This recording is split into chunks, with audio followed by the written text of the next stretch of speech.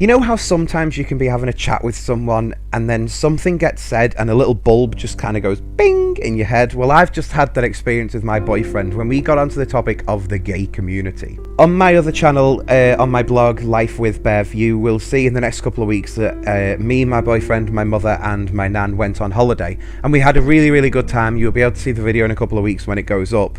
But something changed on that holiday and I am so happy that it changed because it's what I've actually wanted in a relationship for ages. What actually happened while we were away is that something like a bulb sort of lit up in my boyfriend's head, where basically he started not being afraid to show his emotions in public. And I am such a fan of public displays of affection. I think it's really, really cute, and it doesn't matter if it's a same-sex couple or an opposite-sex couple. I'm not asked about that sort of thing, but I actually love to see little displays of affection because I do kind of look at other people and it's like, oh, isn't that really cute? Of course, for me though, being a gay person, having public displays of affection is a little bit of an area of caution, and we have really good reason to be very cautious with our actions in public.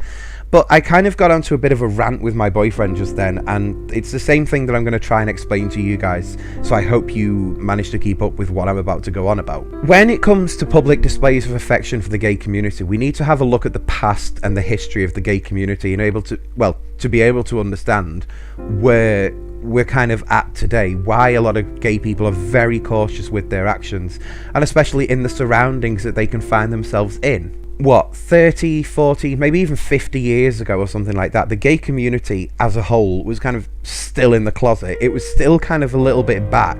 You know, there was the odd little bit where we could sort of maybe go out in public and have a pride parade and that sort of thing, but on the whole, the gay community was kept on a down low.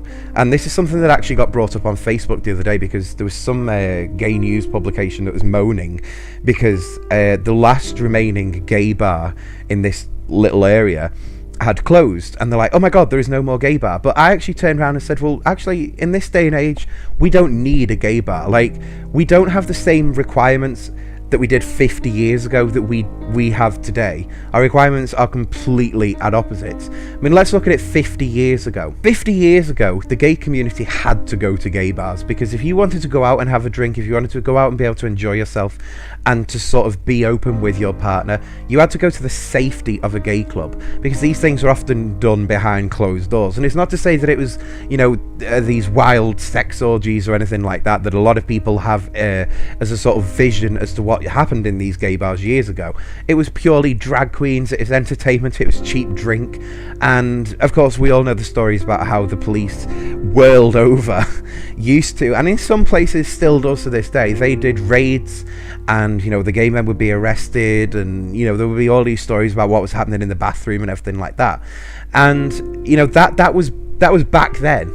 And we need to look at why we have gay bars these days, because my opinion does differ a lot from what people actually interpret the meaning behind of a gay bar these days. When I look at a gay bar these days, I just kind of sit there and think, why do we have this gay bar? There is literally no need for it, in my personal opinion, because we are accepted in the wider community these days. I mean, for fuck's sake, we've just spent the last couple of years fighting our asses off to try and get marriage equality.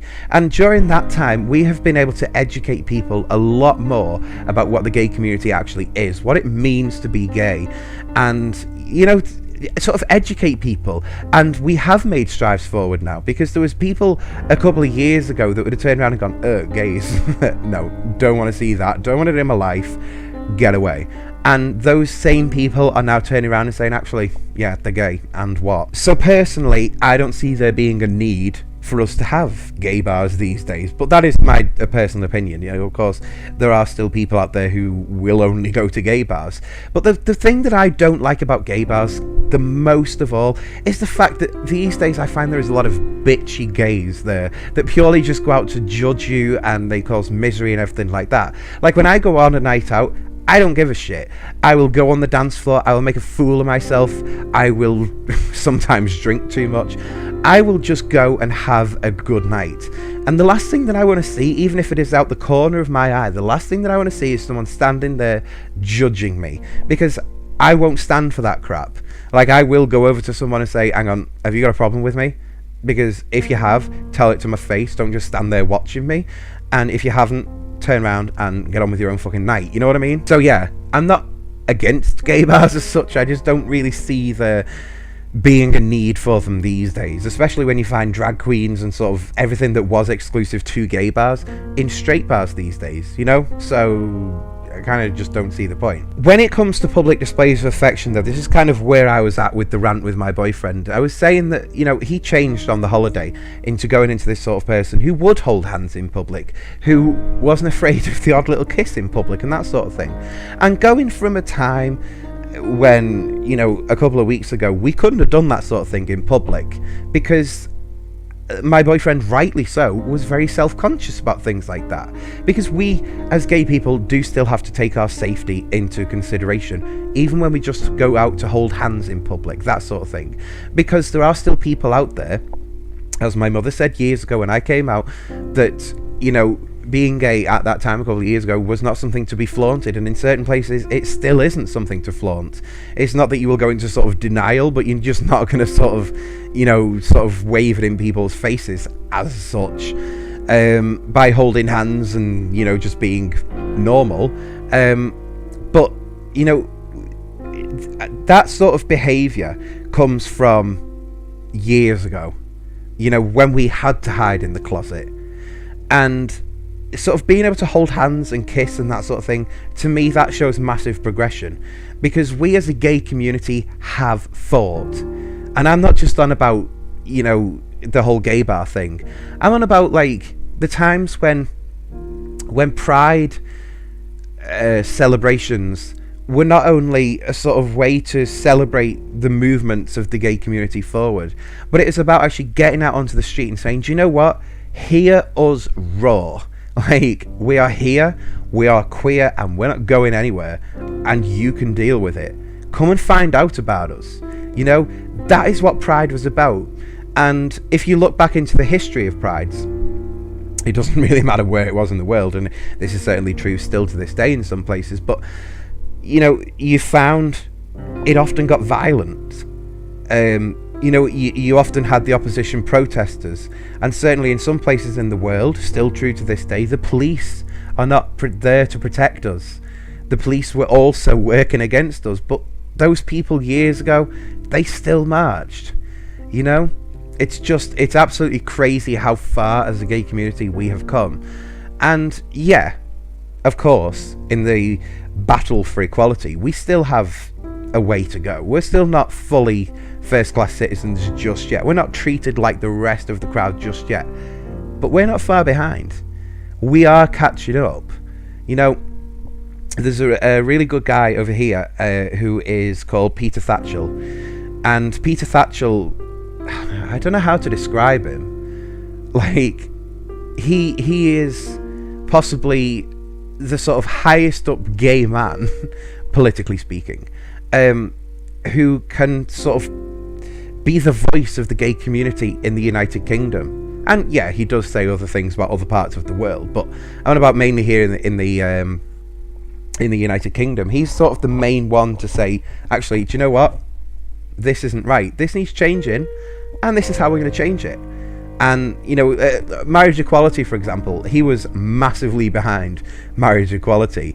And, you know, when we got marriage equality over here in the UK, everyone was celebrating and Twitter was on fire and everything like that. Very few people actually thanked him for the work that he'd done. And I think, you know, we need people like him to keep us going in getting equality, in getting what we want. But I think gays this day and age, we have come so far forward from having to hide in gay bars years ago. We've come so far forward that, do you know what?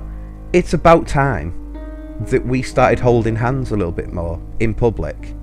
It's about time that after a few drinks in a bar, that you don't have to be afraid of kissing your partner. It's about time that we sort of reflected on how far we've actually come and start using that to our advantage. You know, we are the same as everyone else. So we want other people to treat us as equals, well, we need to start kind of doing role reversal. We need to treat ourselves as equals, show people that we are the same, and hopefully that will help us move forward. So yeah, that was my little rant on this. Like I said though, earlier on in this video, which is kind of a long video, we still have to have caution in the gay community.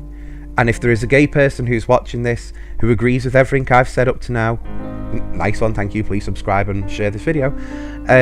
But still have a little bit of caution in your actions, because while yes, the world is a better place for us to be in these days, not everywhere is safe, and there are still people out there who just want to hurt you based on the presumption of your sexuality. You don't even have to be doing anything with your same-sex partner, but they will want to hurt you. So yeah, treat yourself more equal, but still keep a lookout and be safe.